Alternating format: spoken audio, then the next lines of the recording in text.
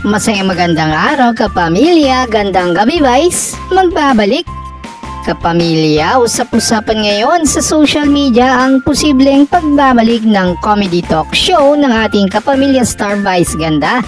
Kapamilya, naalala niyo pa ba ang tweet noon ni Vice Ganda pagkatapos ng last episode ng GGB noong March 8, 2020?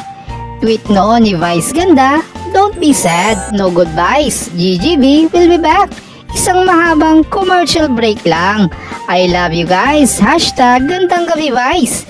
Kapamilya, ayon naman sa tweet ni Vice Ganda kamakailan, I was actually asked by management when I signed my new contract if I wanted to do GGB again. I couldn't do 3 shows anymore. Baka pagkatapos ng Everybody Sing, let's see kung carry ko na. Pero seasonal na lang. Di ko na carry yung another 10 years. Well, kapamilya, abangan na lang natin. Anong sa inyo, kapamilya?